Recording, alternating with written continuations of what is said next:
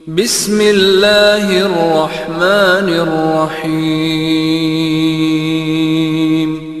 اولاد کی تربیت میں علماء نے دوسرا مرحلہ لکھا ہے کہ جب بیوی نکاح کر کے گھر آتی ہے تو اس سے جو ازدواجی تعلق تمہارا پیدا ہوتا ہے وہ ازدواجی تعلق میں مسنون طریقے کو اپنائیں، اور مسنون طریقے کو اپنائیں گے تو اس کے بہت سی فضیلتیں اور اس کے بہت سے تاثرات ہماری اپنی زندگی میں آئیں گے۔ بہت اس کا مسنون طریقہ ہے۔ فرمایا اس کی دعا ہے کہ بسم اللہ اللہم جنبنا الشیطان وجنب الشیطان ما رزقتنا، یہ اس کی دعا ہے۔ اس کی دعا کے ساتھ اپنی بیوی کے ساتھ ازدواجی تعلق کا معاملہ کرے۔ فرمایا اس دعا کا مطلب کہ اللہ تیرے نام سے شروع کرتا ہوں، اور میں جو عمل کر رہا ہوں اور اس سے جو اولاد ہونے والی ہے اللہ اس کو شیطان کے زر سے بچا، شیطان کے ضرر سے، نقصان سے بچا۔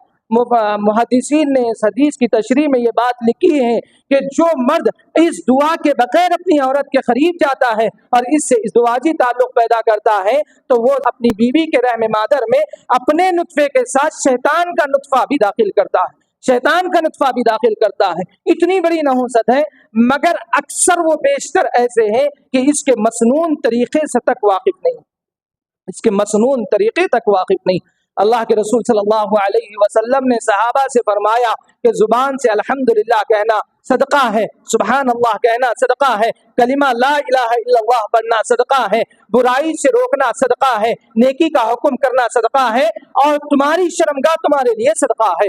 صحابہ نے عرض کیا اللہ کے رسول بھئی شرمگاہ کیسے صدقہ ہو سکتی ہے؟ تو کہنے لگے کہ ہاں بھئی تم اپنی شرمگاہ کو حرام جگہ بھی استعمال کر سکتے تھے، مگر تم نے حلال طریقے کو اختیار کیا، یعنی نکاح کیا، اور اس کے بعد اپنی شرمگاہ کو یعنی ازدواجی تعلق کو پیدا کیا، تو اب حرام کے بجائے حلال یعنی گناہ کے بجائے نیکی ہوئی اور یہ صدقہ ہوا۔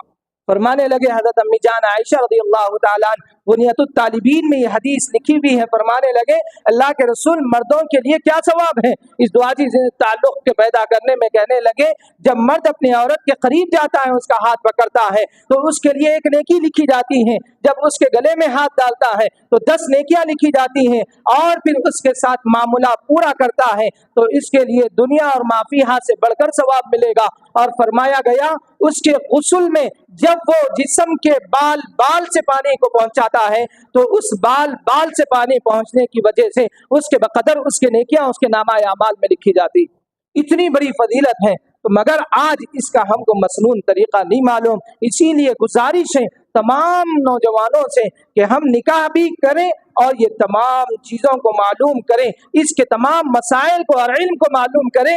فرمایا کہ اس وقت میں بولتے ہوئے اپنے آپ کو روکا جائے اور آنکھوں سے شرمگاہ کو دیکھنے سے روکا جائے، اور پھر اس کے وقت میں کسی دوسری خاتون کا تذکرہ اور خیال دل میں لانے سے روکا جائے۔ یہ تمام چیزیں بہت بری بات ہیں۔